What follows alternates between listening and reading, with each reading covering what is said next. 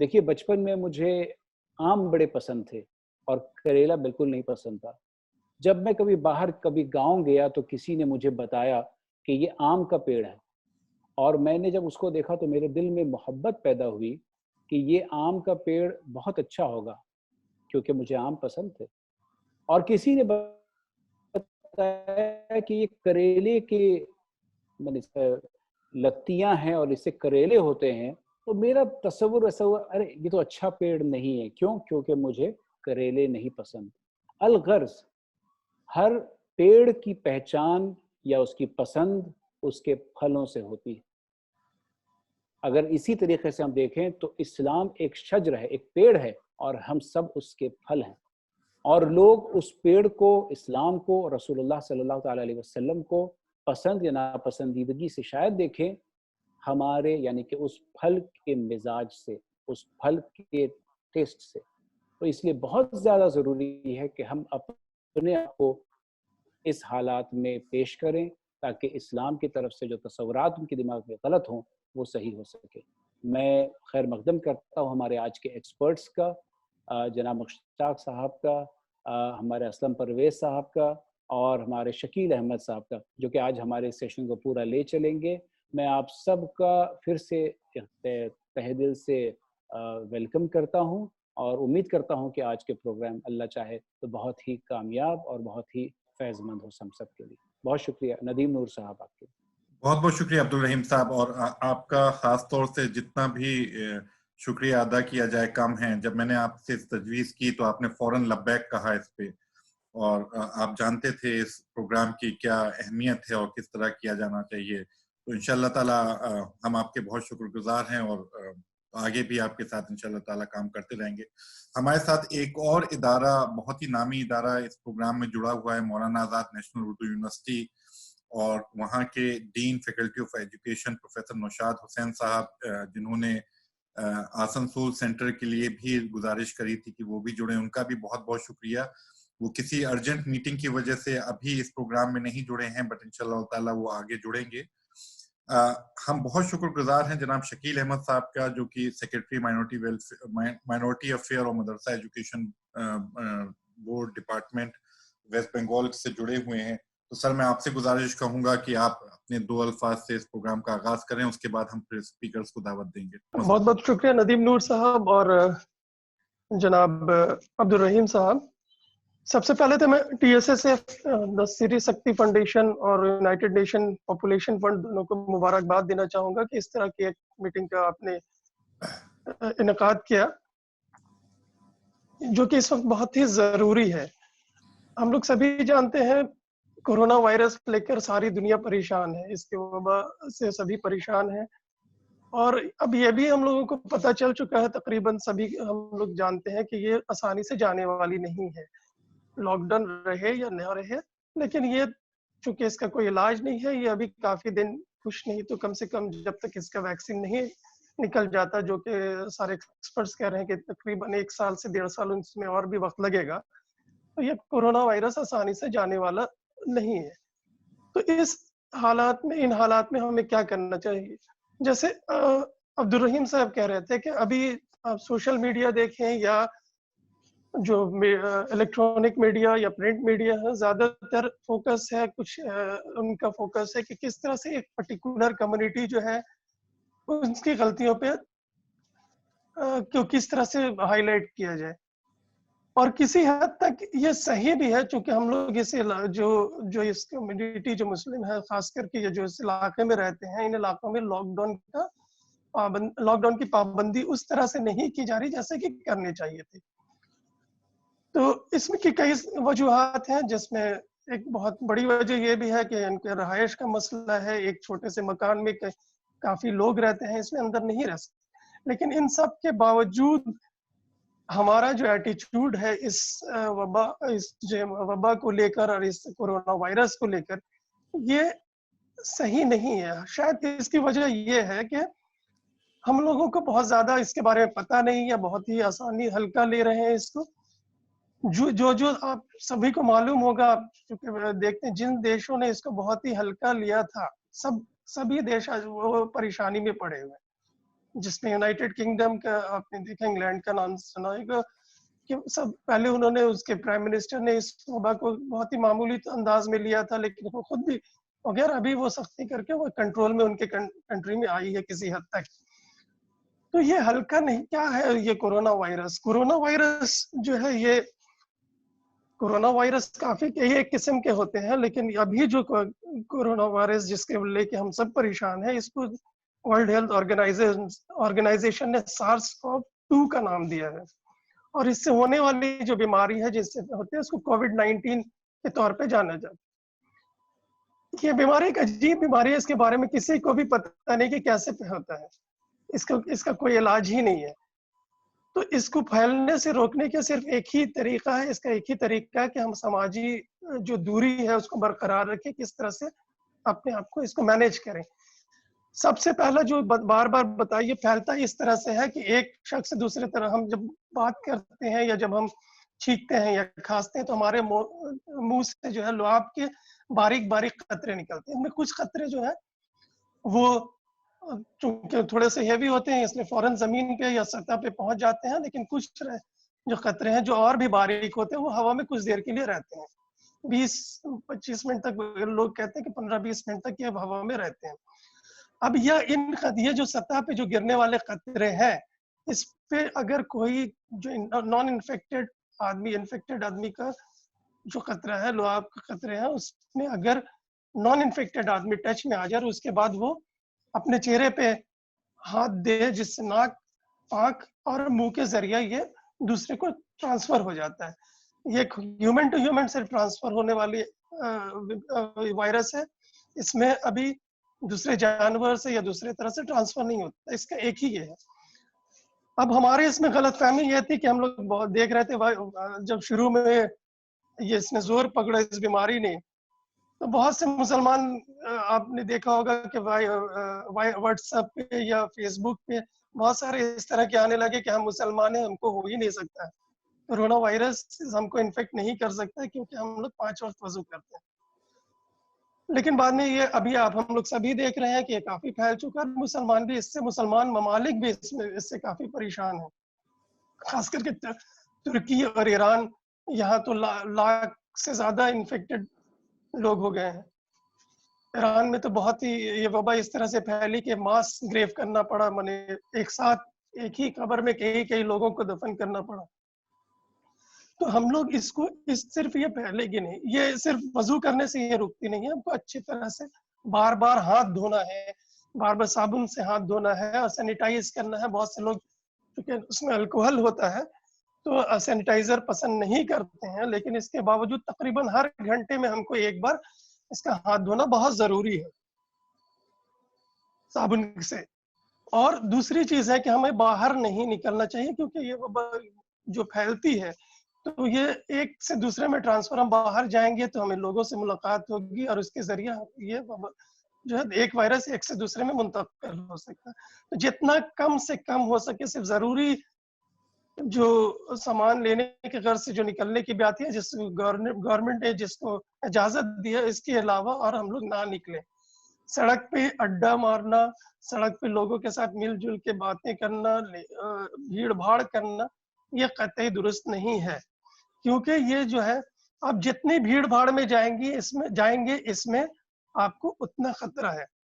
इसकी मिसाल हम लोग इस तरह से ले सकते हैं कि अगर हम लोग हर जगह देख रहे हैं फुटबॉल के साइज का लटका हुआ है, ये फुटबॉल लटक रहा है हर जगह में और एक एक करके आकर टच कर रहा है आपके साथ, तो अगर एक बॉल लगे तो हम थोड़ा सा लड़खड़ाएंगे लेकिन गिरेंगे नहीं, दूसरी बॉल लगेगी जोर से आके मेरे सर पे तो हम थोड़ा सा और ज्यादा लड़खड़ाएंगे, लेकिन अगर लगातार ये बॉल अगर आते रहे तो मेरा गिरना जरूरी है, लाजिम है।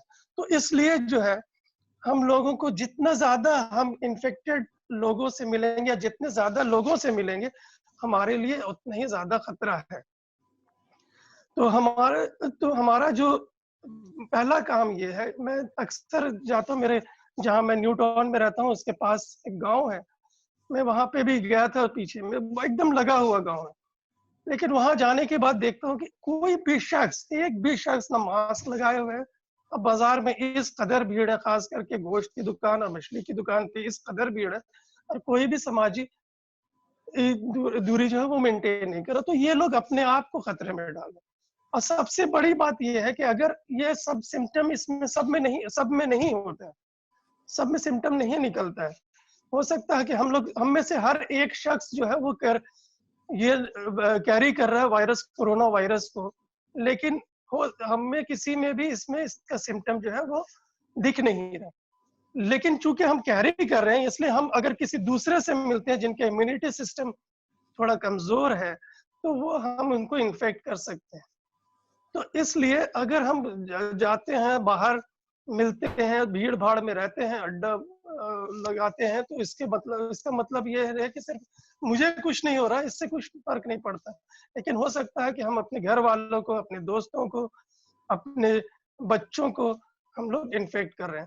تو ہم لوگوں کو سب سے پہلا کام اس میں جو ہے یہی کرنا چاہیے کہ جس طرح سے بھی ہو لاک ڈاؤن یا سماجی دوری کا پابندی کرنا چاہیے۔ بہت سے لوگ بولتے ہیں کہ بھیڑ میں کیا ہوتا ہے، آپ جانتے ہیں کہ جو سرفیس میں ہے، بہت سے الگ الگ سرفیس میں یہ وائرس کے وہ جو لعاب کے وائرس جو ہے وہ کافی دیر تک ایکٹیو رہتا ہے۔ جیسے جو سخت آئرن، لوہا کا یا لکڑی کا جو سرفیس ہے اس پہ یہ 24 سے 48 گھنٹہ بھی ایکٹیو رہتا ہے۔ 24 سے 48 گھنٹے بعد بھی ہم اگر اس کو ٹچ کریں گے تو وہ ہم اس کو خود سے انفیکٹ ہو سکتے ہیں۔ اسی طرح ہم جتنے بھیڑ بھاڑ والی جگہ میں جائیں گے، اگر ہم 1 سے 2 آدمی ہیں آپس میں بات کر رہے ہیں، 2 میٹر کی دوری سے بات کر رہے ہیں، تو ہمیں خطرہ کم ہے انفیکٹ ہونے کا۔ لیکن اگر ہم لوگ آس پاس بھیڑ بھاڑ والی جگہ میں شادی بیاہ ہو یا مسجد ہو یا مندر ہو جہاں پہ بہت سارے لوگ ہیں، تو یہ وائرس جو ہے وہ ہوا میں کافی تعداد میں رہے گی، اس لیے ہمیں جو ہے اس سے خطرہ ہوتا ہے، اس میں زیادہ ہوتا ہے۔ تو اسی لیے جو ہے نماز مسجد میں منع کیا گیا ہے۔ اس وقت ہمارا ایمان جو ہے وہ بہت جوش مارتا ہے کہ نہیں ہم مسجد میں پڑھیں، کیوں منع کیا جا رہا ہے؟ تو یہ کرنے سے ہم نہ صرف اپنے آپ کو خطرے میں ڈال رہے ہیں بلکہ ہم اپنے آس پاس والے، اپنے کمیونٹی، سبھی کو ہم خطرہ میں ڈال رہے ہیں۔ تو یہ سوچنا چاہیے کہ جب ہمارے رسول کا زمانہ تھا تو وہاں جب بارش ہوتی تھی، طوفان ہوتی تھی، تو رسول اللہ صلی اللہ علیہ وسلم اعلان فرما دیا کرتے تھے حضرت بلال کے ذریعہ کہ لو تم نماز پڑھنے کے لیے مسجدوں میں نہ آؤ، اپنے گھر میں پڑھ لو۔ تو یہ تو ایک خطرہ کی جگہ ہے، ایک ایسا خطرہ جس سے سب ہم لوگ پریشان ہیں، جس سے ہم لوگ سبھی خطرے میں ہیں، موت کا خطرہ ہے، جان کا خطرہ ہے۔ تو اس میں اگر منع کیا جا رہا ہے تو اس میں میرے خیال سے کوئی برائی نہیں۔ ہمارے ساتھ مفتی صاحب بھی ہیں، مفتی صاحب اور بھی اسلام کے پرسپیکٹو سے بولیں گے، لیکن میرا جو بولنے کا پرسپیکٹو ہے کہ ہمارا کس طرح سے ہم لوگ اس سے دوری رکھیں۔ دوسری چیز جو ہمارے یہاں بہت زیادہ میں دیکھ رہا ہوں، یہ آفیشیل نہیں ہے لیکن چونکہ ہم کمیونٹی میں رہتے ہیں تو ہمارے پاس خبر آتی ہے اس طرح سے کہ بہت سے لوگ جن کے اندر اس طرح کی جو علامات ہیں جو بیماری کے، جیسے سردی، کھانسی یا بخار جو نہیں اتر رہا ہے کافی دن سے، جو سسپیکٹڈ کووڈ کیس ہے، ان کا علاج کروانے یا ان کو ہاسپٹل نہیں لے جا رہے ہیں، ان کو چھوڑ دے رہے ہیں، یا پھر ان کا اگر اس سے انتقال ہو جا رہا ہے تو وہ چھپا کر اس کو لے آ کر دفن کر دے رہے ہیں۔ تو یہ صحیح نہیں ہے، کیونکہ ہمارے یہاں جو اس کے بارے میں جو گورنمنٹ کا یہ ہے سرکاری جو ڈسپوزل کرنے کی ڈیڈ باڈی جو کووڈ سے انفیکٹڈ ہے، اس کا جو یہ ہے، اس کی وجہ اس میں یہ ہے کہ جو نہانا الاؤ نہیں ہے، کوئی بھی ایسا چیز کرنا جس سے باڈی کو ٹچ کرنا پڑے وہ الاؤ نہیں ہے۔ لیکن چہرہ دکھاتے ہیں، نماز بھی رکھ کر پڑھا جا سکتا ہے، اس میں کسی طرح کی پابندی نہیں ہے۔ لیکن ڈیڈ باڈی جو ہے وہ جو ڈیڈ باڈی ہے وہ ہم لوگ جو ہے ہمارے حوالے نہیں کی جاتی، جو فیملی کے ممبر ہیں ان کو دکھا ضرور دیا جاتا ہے لیکن حوالے تو اس خطرے سے، اس وجہ سے بھی بہت سے لوگ کرتے ہیں کہ بھائی ایسے موت سے کیا فائدہ جس میں غسل نہ دینا پڑے، جس میں جنازہ کی نماز نہ ہو، یہی سوچ کر بہت سے لوگ اس کو چھپا دے رہے ہیں۔ یہ درست نہیں ہے، کیونکہ یہ اس سے جو آپ جنازہ کے ساتھ جا رہے ہیں وہ بھی خطرے میں پڑ رہے ہیں، جو گورکن ہے وہ خطرے میں پڑ رہا ہے، اور اس کے گھر والے جو غسل دے رہے ہیں سبھی ان سے خطرہ میں ہو رہا ہے، اور ایک سے دوسرے کو پھیلتا ہے۔ تو ایک آدمی پوٹینشیل وہ کئی ہزاروں آدمی کو انفیکٹ کر سکتا ہے۔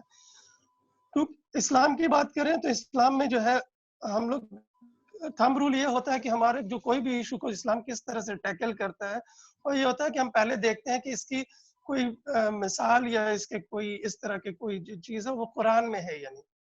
اگر قرآن میں نہیں ملتا تو پھر ہم دیکھتے ہیں کہ حدیث میں ہے یا نہیں. تو اگر حدیث میں بھی نہیں ملتا تو پھر ہم یہ بھی دیکھتے ہیں کہ اسی طرح سے ملتی جلتی کوئی چیز جو ہے وہ حدیث میں ملتی ہے یا نہیں. تو یہاں پہ ہمارے یہاں پاس جو حدیثیں ہیں اس میں ہم دیکھتے ہیں کہ طاعون کی وبا کے بارے میں ہمارے رسول نے فرمایا ہے. رسول کی کئی ساری حدیثیں ہیں کہ جہاں پہ وبا ہے وہاں سے جہاں وبا پھیلی ہوئی ہے تو وہاں سے نکلو مت. اگر وبا پھیل چکی ہے تو ہم لوگوں کا بھی یہ کام ہے، بلکہ یہ کہا گیا کہ گھر میں رہا کرو جب وبا پھیل جائے. تو یہ سب چیزیں ہمارے یہاں ہمارے پاس مثال ہے حضرت عمر کی. جب وہ شام کی طرف گئے تو وہاں پہ پتہ چلا کہ ملک شام میں وبا پھیلی ہے، تو وہ وہاں سے واپس آ کے مشورہ کرنے کے بعد رسول اللہ صلی اللہ علیہ وسلم نے بھی یہی کہا تھا کہ جہاں وبا پھیلی وہاں جاؤ نہیں، لیکن تم اگر جہاں پہ رہو وہاں وبا پھیل جائے تو وہاں سے نکلو، وہیں رہو تاکہ دوسری جگہ نہ پھیل سکے. اور اس کا اجر جو ہے میں پڑھ رہا تھا بخاری میں حدیث نمبر 6619 میں جو حضرت عائشہ رضی اللہ تعالیٰ عنہ سے روایت ہے کہ اگر کوئی بندہ کسی ایسے شہر میں ہے جس میں طاعون کی وبا پھوٹی ہو اور اس میں ٹھہرا ہے اور اس شہر سے بھاگا نہیں، صبر کیے ہوئے ہے اور اس پر اجر کا امیدوار ہے اور یقین رکھتا ہے کہ اس تک صرف وہی چیز پہنچ سکتی ہے جو اللہ نے اس کی تقدیر میں لکھ دی ہے، تو اس سے شہید کے برابر ثواب ملے گا. تو اب ہم سب جانتے ہیں کہ شہید جو ہوتا ہے، شہید جنگ میں جو شہید ہوتے ہیں ان کو بعض اوقات ان کی ناغسل کیا جاتا تھا اور نہ ان کو کفن پہنایا جاتا تھا، لیکن بس اسی طرح سے دفن کر دیا. تو یہاں بھی چونکہ یہ شہید جو لوگ ہیں، یہ مفتی صاحب زیادہ تفصیل میں بتا سکیں، تو یہ میرا اپنا یہ ہے کہ جو ہے کہ سمجھ ہے کہ یہ بھی وہ شہید اگر ہیں، اگر تو یہ جو ہمارے لوگ جو وبا کی وجہ سے مارے جا رہے ہیں ان کو بھی کفن یا نہ کفن ملے یا نہ ملے، غسل ملا یا نہ ملے، اللہ تعالیٰ ان کو اسی طرح سے ٹریٹ کریں گے، ان کو ایسا دے گا. اس میں نہانے یا نہیں نہانے سے ان کا درجہ کم ہو جائے گا یا زیادہ ہو جائے گا، ایسی بات نہیں. یہ تو ہے وہ. اور دوسری چیز ہے کہ ہم بہت ساری بات بھی کرتے ہیں کہ اللہ ہے، ہم لوگوں کچھ نہیں کر رہے، ہم تو جا رہے ہیں باہر، کوئی اللہ ہے. تو میرے جاننے والے 2-3 لوگ ایسے تھے جو کام کر رہے تھے، وہ ٹھیک سے پروٹیکشن نہیں لے رہے تھے. ینگ لڑکا 30-35 سال کے لڑکا، کووڈ ہو گیا، وہ انتقال کر گیا. تو ایسا نہیں ہے، ہم کو خودکشی کرنے کے لیے نہیں، اللہ ہے تو اس کا مطلب ہم چھت سے کود نہیں جائیں گے یا ہم ریل کے سامنے نہیں کود پڑیں گے. اسی طرح سے ہم جان بوجھ کے اپنے کو خطرے میں نہیں ڈالنا چاہیے. اگر ہم کسی سے مل بھی رہے ہیں تو پورے پروٹیکشن لینے کے بعد ہی جائیں، اپنے آپ کو سب سے پہلے بچائیں. اور اس کے بعد جو ہے دوسری چیز جو بڑی ایک ہمارے یہاں ہو رہی ہے وہ یہ ہے کہ بہت سے لوگ جو ہے، جو ہمارے زیادہ تر کمیونٹی کے لوگ جو ہے چھوٹے موٹے کاروبار یا چھوٹے موٹے جاب میں تھے، ابھی وہ لوگ جو ہے ان کا جاب چونکہ لاک ڈاؤن کی وجہ سے بند ہو گیا، کام کاج بند ہو گیا، تو وہ لوگ جو ہے بیچارے بہت پریشانی میں. ان کی پریشانی یہ ہے کہ جو نون غریب ہوتے ہیں نا محلہ میں، ان کو سب جانتا کہ یہ غریب ہے، اس کو سب دیتے ہیں. لیکن جو ایسے لوگ ہیں جو کام کر رہے تھے، اچھے خاصی آمدنی تھی، اچانک بے روزگار ہو گئے، تو وہ نہ تو خود سے دوسرے کو جا کر کہہ سک رہے ہیں کہ مجھے کچھ دو، یا نہ ہم لوگوں کی نظر ان پہ پڑ رہی ہے. تو ہمارا سب سے بڑا جو ہے امتحان یہیں پہ ہے. ہم لوگ بہت دور دور کے سوچتے ہیں کہ ہم دوسری جگہ جا کر ہم لوگ ریلیف کا کام کر رہے ہیں، بہت کھانے پینے کو دے رہے ہیں، لیکن ہمارے پاس میں جو لوگ ہیں ہم ان کو نہیں دیکھ رہے ہیں. اگر ہم لوگ سب گھر میں اگر بیٹھ کے تھوڑا سا بھی سوچیں، ذہن دیں، تو ہم لوگ کو آس پاس میں ہم لوگوں کو دیکھ پائیں گے کہ بہت سارے ایسے لوگ ہیں جن کا کام نہیں ہو پا رہا ہے، جو بیچارے نہ کسی سے مانگ سک رہے ہیں اور نہ کسی کے سامنے ہاتھ پھیلا سک رہے ہیں، نہ کوئی ان کو دیکھ رہا ہے. تو ہم لوگوں کو ضرورت اس بات کی کہ ایسے لوگوں کو شناخت کر کے ان کی مدد کریں، بہت ہی اس طرح سے مدد کریں کہ وہ ان کو شرمندگی نہ ہونے پڑے. تو یہی میرے کئی ایک باتیں تھیں جن سے میں آپ سے کہنا چاہ رہا تھا. بہت بہت شکریہ. میں ایک بار پھر TSSF ندیم نور صاحب، عبدالرحیم خان صاحب کا شکریہ ادا کروں گا کہ آپ نے مجھے موقع دیا یہاں پہ بولنے کا، اپنی بات رکھنے کا. بہت بہت شکریہ ندیم نور صاحب. بہت بہت شکریہ شکیل احمد صاحب. آپ کو دیکھا تو مجھے یاد بھی آ گیا کہ میری آپ سے ملاقات 2017 میں ہوئی تھی بنگال میں، جب آپ نے کانفرنس کا اعلان کیا تھا، اور سن کے آپ کو بہت ہی اچھا لگا. میرے خیال میں آپ نے مفتی مشتاق احمد تجاروی صاحب کا کام کافی آسان کر دیا ہے، آپ نے زیادہ تر چیزیں بتا دی ہیں. دشواری یہ بھی ہوئی تھی کہ جب مسلمانوں نے یہ سوچا، ہم لوگوں کے اندر یہ بھی خیال تھا کہ ہمارے اندر ہم کو یہ وائرس نہیں ہو سکتا، اور ہم لوگوں نے بہت لائٹلی لیا. ایک وجہ آپ نے بتا دی وضو والی تھی، دوسری وجہ یہ بھی تھی کہ کنفیوژن تھا کہ حدیث میں کیا لکھا ہے اور قرآن میں کیا لکھا ہے، اور ایک حدیث میں لا ادوا کر کے جو ورڈ آیا ہے اس نے بھی کافی کنفیوژن کریٹ کیا. تو اس پہ لحاظ سے ہم لوگوں نے بہت جلدی بیٹھ کے مفتی مشتاق احمد تجاروی کے ساتھ ساری کتابوں کو دیکھا اور ایک اس کو عملی جامہ پہنانے کی کوشش کری، کیونکہ ہم لوگ کافی چیزوں سے کنیکٹڈ ہیں، ہم لوگ جان سکتے ہیں، ہم لوگ سمجھ سکتے ہیں، بٹ جتنے لوگ باہر دور لوگ بیٹھے ہیں ان کو شاید وہ کمیونیکیشن نہیں پہنچ پا رہا ہے. اور اس لیے ہم نے یہ طریقہ نکالا کہ ہم جتنا بھی دور دور تک ہو پائے گا اس میں پہنچ پائیں گے. بہار میں تقریباً 4000 ہم گاؤں کے مولویوں اور اماموں کو اس طرح کی چیزوں کو ہم لے کے گئے، ان کو سمجھایا، اور الحمدللہ اس کے بعد سے مسجدوں میں نماز بند ہوئی اور لوگوں نے اس بیماری کے سیریسنس کو سمجھا اور اپنا اسلامی عقیدہ بھی سمجھا کہ ہم کو کس طرح سے کام کرنا ہے. دوسری ہمارے پاس دقت آئی تھی کہ جب لاک ڈاؤن آیا تو لاک ڈاؤن کو لے کے کیا کریں. لوگوں کا تھا کہ اگر ہمارے فرض نماز چھوٹ جائیں گی، جمعے کی نماز چھوٹ جائے گی، تراویح کی نماز چھوٹ جائے گی تو ہم گناہ کے حقدار ہوں گے. لیکن ہماری نظر میں اسلام ہم کو یہ ساری چیزیں بتاتا ہے کہ کس طرح سے ہمارے سامنے جو چیلنجز آئے ہیں ان کو ہم ایک اپرچونٹی کے روپ میں ہم فوراً اس کو ٹرانسفارم کر لیں. اور یہ لاک ڈاؤن کی جو ایک ہم لوگوں کو دکھ رہا ہے، ایک چیلنج دکھ رہا ہے، اس کو اپرچونٹی ہم لوگ کیسے بنا سکتے ہیں اسلامی طور طریقے سے. اس پہ ہمارے ساتھ اسلم پرویز صاحب بولنے کے لیے بہت مشہور ہیں، اور اس پہ ہم لوگ ان کو جلدی سنیں گے. بٹ فی الحال پروگرام کو آگے بڑھاتے ہوئے میں مفتی مشتاق احمد تجاروی صاحب سے کہوں گا کہ آپ موٹی موٹی باتوں پہ آپ روشنی ڈال دیں، اور انشاءاللہ تعالیٰ آپ کا لکھا ہوا مضمون ہم ان لوگوں تک پہنچائیں گے. تو آپ موٹی موٹی باتیں بتا دیں اور پھر اس کے بعد اسلم پرویز صاحب. مفتی مشتاق احمد تجاروی صاحب. جی السلام علیکم. وعلیکم وہ انمیوٹ ہو رہی تھی. جی السلام علیکم ورحمۃ اللہ وبرکاتہ. بسم اللہ الرحمن الرحیم.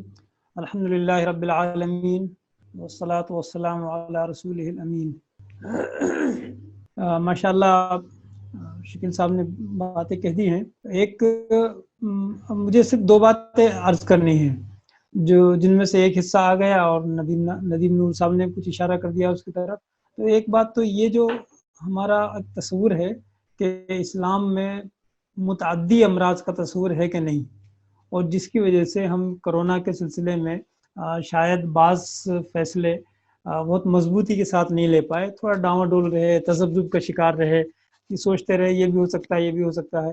تو جو تذبذب کی وجہ سے ہم نے بالکل مضبوطی کے ساتھ ایک فیصلہ نہیں لیا، اور اس کا بہرحال کچھ نقصان بھی ہمیں اٹھانا پڑا. اور دوسری بات یہ ہے کہ کچھ اگر عذر لاحق ہو جائے، کچھ مسائل پیش آ جائیں، تو ان مسئلے کی وجہ سے، اس عذر کی وجہ سے نماز باجماعت کو بجائے مسجد کے گھر میں کیا جا سکتا ہے کہ نہیں. مسجدیں بھی آباد رہیں لیکن مسجدوں میں گیدرنگ نہ ہو، بھیڑ نہ ہو، یہ ممکن ہے کہ نہیں. تو یعنی شریعت کا اس میں کیا موقف ہے. تو انہی 2 موضوعات پر میں انشاءاللہ مختصر سی باتیں عرض کروں گا. مشتاق صاحب اگر آپ ویڈیو آن کر سکتے ہو تو بڑی مہربانی ہوگی، لوگ آپ کو دیکھنا چاہ رہے ہیں اگر پاسبل ہو. ویڈیو آن دیکھیے، میں نے میری طرف سے یہاں سے تو آن ہے، کوئی وہاں کوئی ندیم نور صاحب ایک بار ذرا دیکھ لیجئے. جی میں دیکھ رہا ہوں مشتاق صاحب، آپ جاری رکھیے. ویڈیو ہو گیا آن؟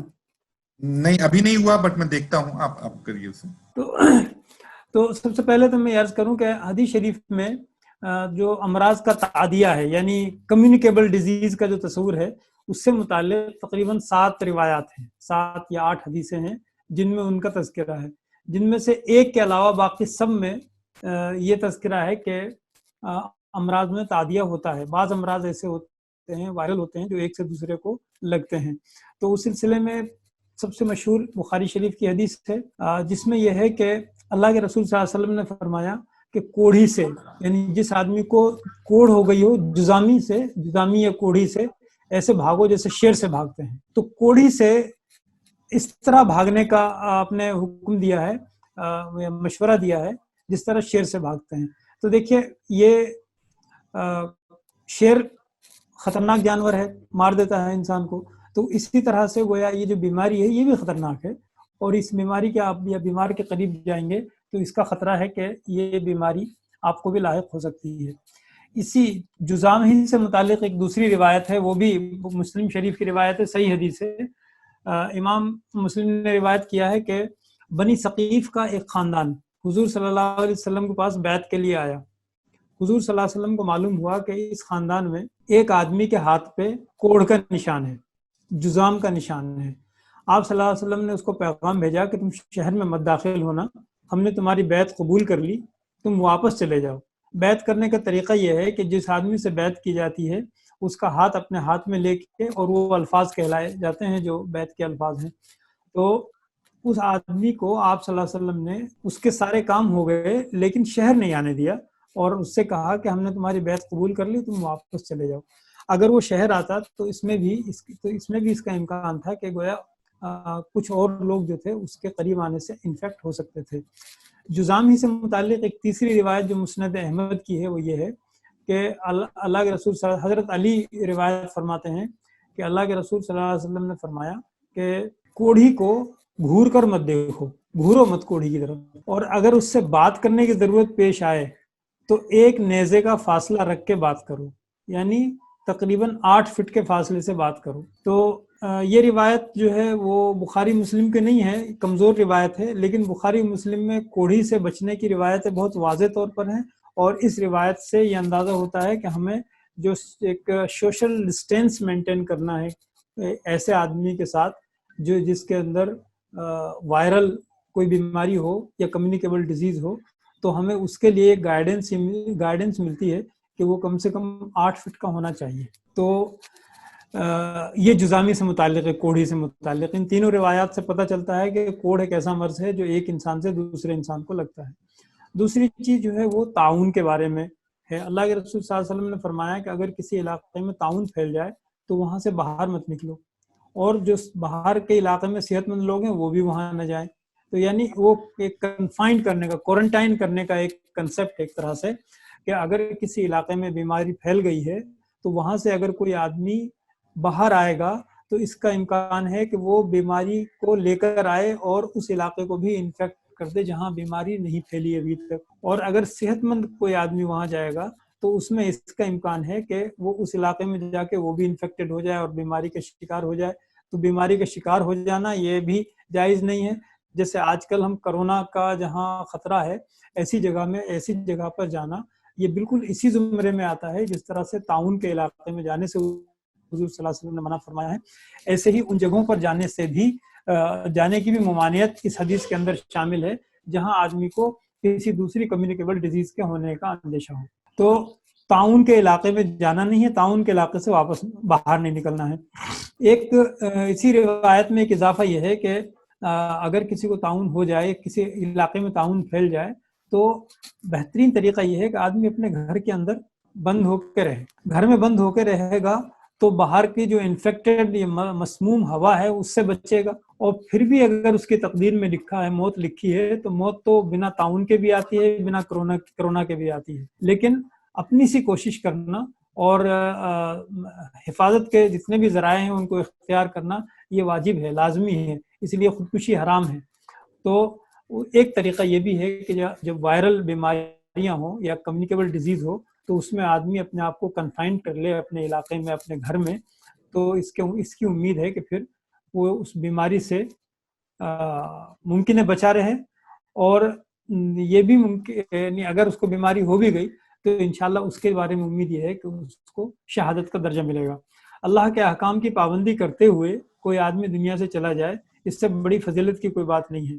اور اللہ کے احکام کی اللہ اور رسول کے احکام کی نافرمانی کرتے ہوئے کوئی دنیا سے جائے اس سے بڑی محرومی کی کوئی بات نہیں ہے. اللہ کے رسول صلی اللہ علیہ وسلم نے جو ہمیں ہدایات دی ہیں ایسی بیماریوں کے سلسلے میں ان کا ہمیں لحاظ رکھنا چاہیے. خاص طور سے اس وقت بہت نازک دور ہے. اس میں ایک تیسری روایت جو ہے وہ بھی بخاری شریف کی روایت ہے، وہ یہ ہے کہ کوئی آدمی اپنے بیمار اونٹ کو صحت مند اونٹوں کے اندر نہ لے جائے، یعنی جہاں صحت مند اونٹ ہوں وہاں کوئی آدمی اپنے بیمار اونٹ کو لے کر نہ جائے۔ اونٹ کے اندر جو بیماری عام طور پر کمیونیکیبل ڈیزیز مانی جاتی ہے وہ خارش مانی جاتی ہے، کھجلی۔ تو اگر کسی اونٹ کو یہ بیماری ہو گئی اور وہ ایسے ریوڑ میں چلا گیا جہاں صحت مند اونٹ ہیں، تو اس کا بھی امکان ہے کہ وہ سارے اونٹ جو ہیں وہ بھی انفیکٹڈ ہو جائیں گے اور بیمار ہو جائیں گے۔ تو اس لیے حضور صلی اللہ علیہ وسلم نے فرمایا کہ بیمار اونٹ کو صحت مند اونٹوں میں مت لے جاؤ۔ تو اس میں بھی بالکل واضح اشارہ اس بات کی طرف کہ کچھ بیماریاں کمیونیکیبل ہوتی ہیں، ایک سے دوسرے کو لگتی ہیں، جس طرح سے ایک بیمار اونٹ صحت مند اونٹوں میں جا کے ان کو تک بیماری پہنچانے کا خطرہ پیدا ہو جاتا ہے۔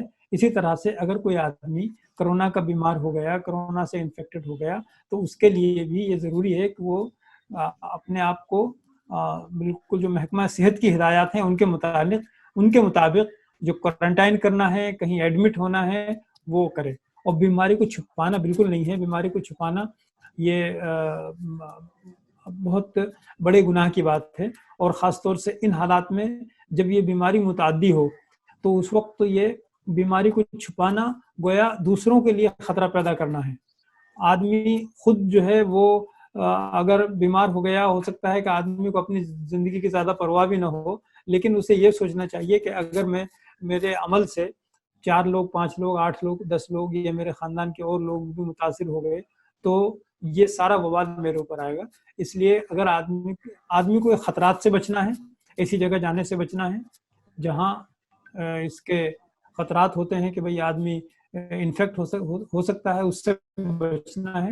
اور اگر پھر بھی کوئی آدمی ایسی جگہ پہنچ گیا کسی وجہ سے اور انفیکٹ ہو گیا، تو اس کی پہلی ذمہ داری یہ ہے کہ وہ محکمہ صحت کو مطلع کرے اور جو ہدایات ہیں ان کے مطابق وہ اپنے آپ کو کوارنٹائن کرے، اور جو بھی اس کے لیے محکمہ صحت کی طرف سے ہدایات ہوں ان پر عمل کرے۔ اور جو اس بیماری سے بچنے کے لیے جو ہدایات دی جا رہی ہیں وہ بہت امپورٹنٹ ہیں۔ مثلاً یہ ہے کہ دن میں 8، 10، 15 مرتبہ اپنے ہاتھوں کو صابن سے دھوئیں۔ صابن اس کے لیے زہر ہے، اس کرونا کے لیے۔ صابن کو اگر 20 سیکنڈ صابن کے کنٹیکٹ میں رہے گا کرونا تو ختم ہو جائے گا۔ اس لیے صابن کا استعمال کریں، صابن سے ہاتھ دھوئیں۔ باہر جائیں تو کوشش کریں کہ منیمم باہر نکلنا ہو، لیکن پھر بھی نکلنا ہو تو منہ پہ وہ ماسک لگائیں، ہاتھوں میں اگر گلوز پہن لیں تو بہت اچھا۔ اور گھر میں آنے کے بعد سب سے پہلا کام یہ ہے کہ گھر میں گھسنے سے پہلے ہاتھ دھو لیں اور پیر دھو لیں، اور گھر میں آنے کے بعد بھی ہاتھ منہ دھوئیں صابن سے، اور صفائی ستھرائی کا دھیان رکھیں۔ اس کی کوشش کریں کہ 2 دن، 3 دن، 4 دن بالکل کنفائنڈ رہیں۔ کبھی بہت مجبوری میں آدمی نکلے گھر سے، بلا وجہ گھر سے باہر نہ نکلے، کیونکہ گھر میں رہنا یہ صرف اپنے ساتھ احسان نہیں ہے بلکہ اپنے بچوں کے ساتھ بھی احسان ہے۔ خدا نہ خواستہ باہر نکلے اور اگر بیماری لگا لائے تو اپنے ساتھ اپنے بھی بچوں کے لیے بھی خطرہ بنیں گے، محلے کے لیے بھی خطرہ بنیں گے، ملک کے لیے بھی خطرہ بنیں گے۔ یہ بیماری ایسی ہے جو انسانوں کے کندھوں پر چلتی ہے، اس کی سڑک انسان کے کندھے ہیں، اور اس کا سب سے بڑا علاج یہی ہے کہ اس کی سڑک توڑ دی جائے، اس کی چین بریک کر دی جائے، اس کا جو راستہ ہے اسے روک دیا جائے۔ یہی اس کا سب سے بڑا علاج ہے، اور اس کے لیے یہ ضروری ہے کہ ہم فاصلہ مینٹین کریں، اس کی چین بریک کر دیں۔ تو انشاءاللہ محنت کریں گے، کوشش کریں گے تو اللہ نے چاہا تو اس بیماری سے نکلیں گے۔ ایک جو کنفیوژن ہمارے یہاں یہ ہوتا ہے متعدی بیماری کے حوالے سے، وہ ایک روایت ہے، بخاری شریف کی روایت ہے، جس میں ہے لا عدویٰ، یعنی کوئی بیماری ایسی نہیں ہے جو کمیونیکیبل ہو۔ تو دیکھیے اس حدیث کو صحیح طرح سے سمجھنے کی ضرورت ہے۔ یہ ہمارا کوئی انوینشن نہیں ہے، ایسا نہیں ہے کہ ہم لوگ یہ ایسا، جو بہت پرانے بڑے محدثین ہیں وہ سب اس حدیث کے بارے میں یہی کہتے ہیں کہ امام نووی جو مسلم کے بہت بڑے شارح ہیں، انہوں نے بھی کہا ہے کہ دیکھیے اس حدیث سے مراد یہ ہے کہ لا عدویٰ کا مطلب یہ ہے کہ کوئی بیماری فی نفسی بذاتی ہی متعدی نہیں ہوتی، بلکہ اللہ کے حکم سے متعدی ہوتی ہے۔ تو اگر ہم یہ نہیں مانیں گے تو یہ تو ایمان کا مسئلہ ہے، تو اللہ کے حکم کے بغیر کچھ نہیں ہوتا۔ تو اس لیے ہمیں معلوم نہیں ہے تقدیر میں کیا لکھا ہے، تو اس لیے ہمیں تو اب بچاؤ کرنا ہے۔ پھر اللہ کا حکم ہوگا تو کسی وجہ سے ہو بھی سکتی ہے، اور جہاں تک ممکن ہوگا ہم بچاؤ کریں گے۔ ہم نے بچاؤ کیا پھر بھی ہو گئی تو یہ اللہ کا حکم ہے اور انشاءاللہ اس پر اجر ملے گا، اور ہم نے بچاؤ نہیں کیا اور پھر ہو گئی تو یہ ہماری غلطی ہے، ہماری مطلب کہیں ایسا نہ ہو کہ ہماری غلطی کی ہمیں سزا مل جائے۔ تو یہ بات تو محدثین نے لکھی ہے کہ اس سے مراد یہ ہے کہ اپنے طور پر کوئی بیماری مؤثر نہیں ہوتی، اس میں یہ طاقت نہیں ہوتی کہ وہ متعدی ہو جائے، بلکہ وہ اللہ کے حکم کی محتاج ہے اور اللہ کے حکم سے متعدی ہوتی ہے، اور بہرحال متعدی ہوتی ہے چونکہ دوسری حدیثوں میں بہت واضح طور پر طاعون میں اور کوڑھ میں اور اونٹ کی بیماری میں آپ صلی اللہ علیہ وسلم نے متواضع طور پر بتا دیا ہے۔ اس میں ایک بات اور بھی ہے اس حدیث میں، وہ بھی ذہن میں رکھنی چاہیے کہ دیکھیے اسلام جو ہے وہ پوزیٹیو تھنکنگ یعنی مثبت سوچ کو کا اضافہ کرنا چاہتا ہے، لوگوں کے اندر مثبت سوچ ہو، امید کی کرن جو ہے وہ ہر وقت آدمی کے اندر جاگی رہے، مایوسیوں کے بادل چھٹے رہیں، مایوسیوں میں آدمی مبتلا نہ رہے بلکہ ہمیشہ پر امید رہے۔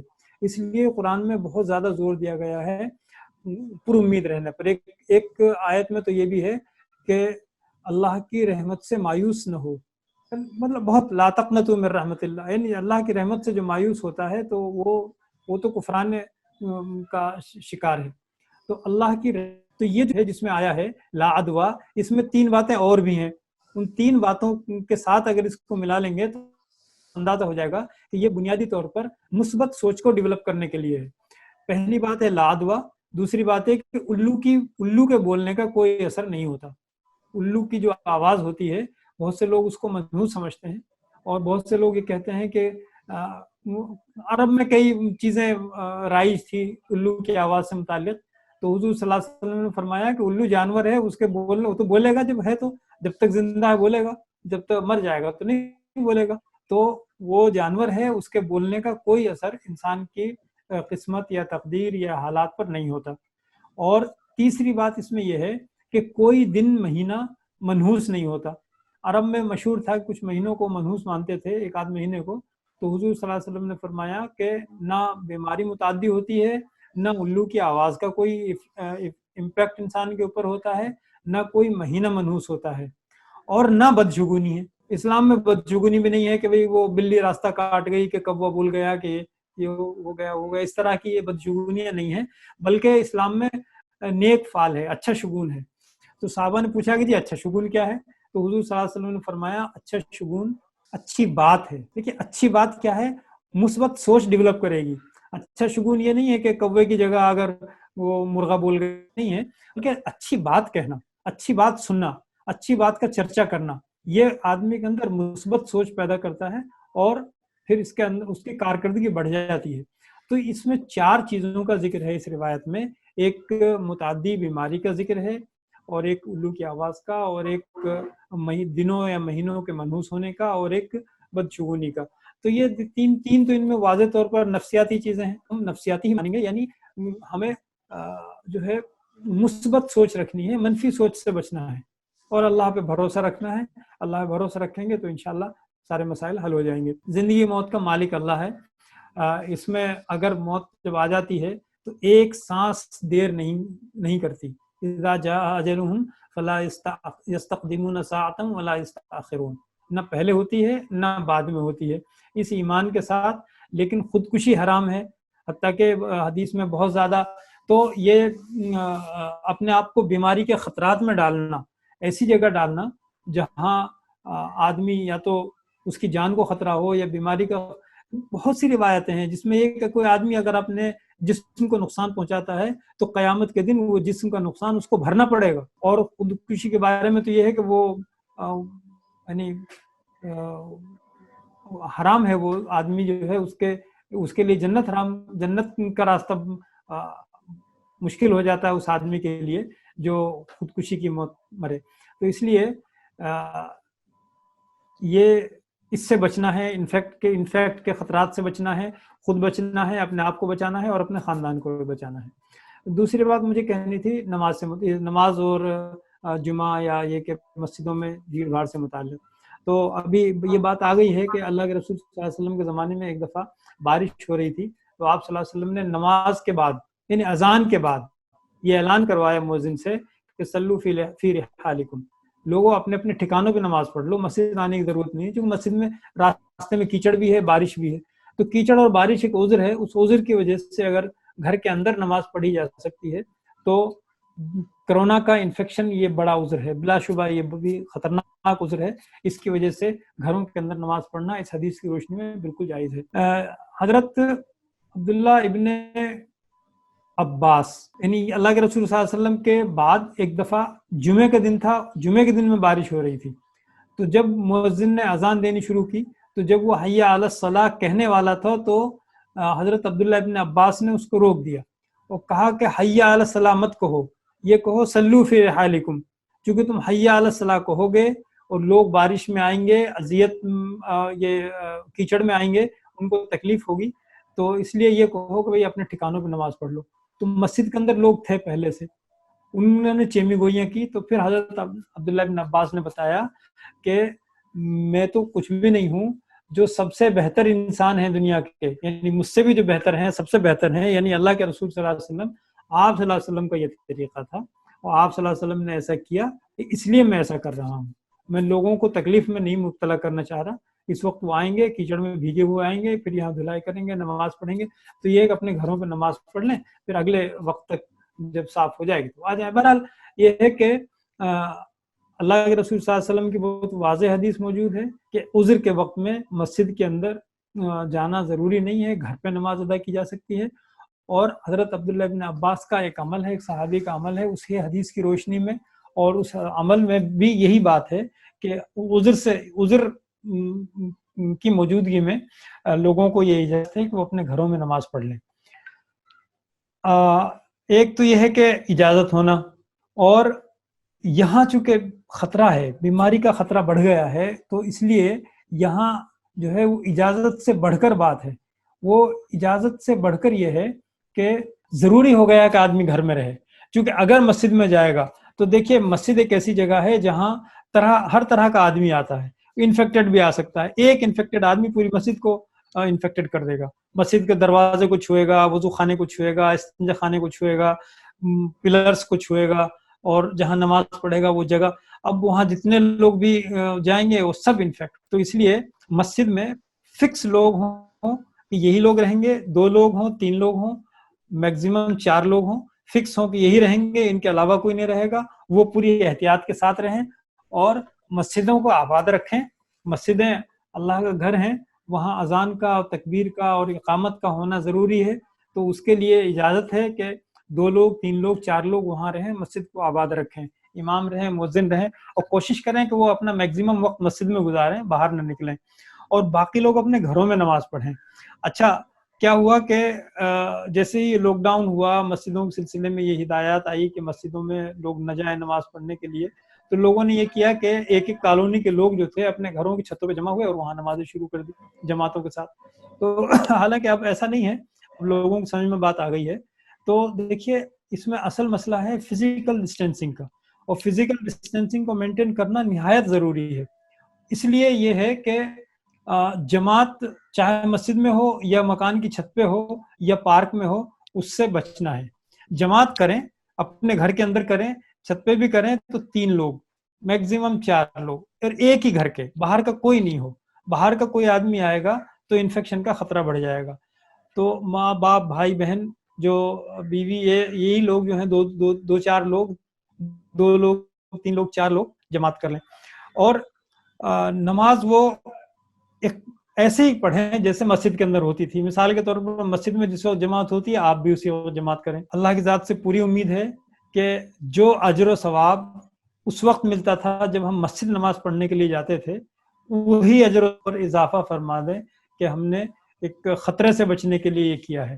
چونکہ ایک حدیث میں آتا ہے کہ اگر کوئی آدمی عبادات کرتا ہے، مخصوص عبادات کرتا ہے فرائض کے علاوہ، اور پھر اس کو سفر درپیش ہو جاتا ہے یا وہ بیمار ہو جاتا ہے اور اس کی وہ عبادتیں چھوٹ جاتی ہیں، تو پھر اس کو اللہ تعالیٰ اتنا ہی ثواب دیتے ہیں جتنا ثواب اس کو اس وقت ملتا جب وہ یعنی جتنا ثواب پہلے جب وہ کر رہا تھا تب ملتا تھا، اتنا ہی ثواب اب ملتا ہے۔ یعنی عذر کی وجہ سے جو چیزیں کم ہوئی ہیں تو ایسا نہیں اس کا ثواب کم ہوگا، تو انشاءاللہ اس میں بھی ثواب کم نہیں ہوگا۔ جماعت 2 لوگ ہوں، 3 لوگ ہوں تو جماعت کر لیں، 8 لوگ 10 لوگ ہوں تو جماعت ایک نہ کریں، پھر 2 کریں 3 کریں. اسی طرح تراویح کا بھی اہتمام کریں. تراویح سنت ہے اور ایک بہت ہی اہم عبادت ہے. رمضان میں قیام اللیل ہو جاتا ہے, اس بہانے قرآن پاک سننے کو مل جاتا ہے. تو تراویح کا اہتمام کریں, لیکن اس میں بھی 2 لوگ 3 لوگ 4 لوگ, اس سے زیادہ نہیں. اور اگر کوئی حافظ قرآن نہ ہو تو علم ترا سے کریں. تراویح پوری پڑھیں, تراویح میں کمی نہ کریں, اور زیادہ سے زیادہ عبادت کریں اور اللہ سے دعا کریں. 2 کام بہت ضروری ہیں. ایک تو اللہ سے دعا کرنا کہ اللہ تعالیٰ اس وبا سے ساری انسانیت کو بچائے, اور دوسرا یہ کہ دیکھیے رمضان المبارک کا مہینہ ہے, یہ مہینہ ہمدردی کا مہینہ کہلاتا ہے, شہر المواسات کہلاتا ہے, ہمدردی اور غمخواری کا مہینہ. تو اس میں ایک امپورٹنٹ کام یہ بھی کرنا ہے کہ دیکھیے ہم جو کھا رہے ہیں اس میں تھوڑا سا کم کر لیں, لیکن ہمارے پڑوس میں, ہمارے رشتہ داروں میں کوئی آدمی جو ہے وہ ضرورت مند نہ رہے, اس کی ہم پوری کوشش کریں. مشتاق صاحب تھوڑا ٹائم ہو رہا ہے. جی میں بس ختم کرتا ہوں اسی کے ساتھ. تو بس 2 ہی باتیں ہیں. ایک تو یہ کہ اسلام میں متعدی مرض ہونے کا کنسیپٹ ہے, اس کو کلیئر کر لیں بھائی. اور بالکل یعنی بعض بیماریاں متعدی ہوتی ہیں, یہ تذبذب میں رہیں گے تو ڈاماڈول رہیں گے. اور دوسرا یہ کہ مسجد کے اندر نہ جائیں, گھر کے اندر نماز پڑھیں گے تو انشاءاللہ اس کا بھی پورا اجر و ثواب ملے گا, کوئی کمی نہیں ہوگی. وآخر دعوانا ان الحمدللہ رب العالمین.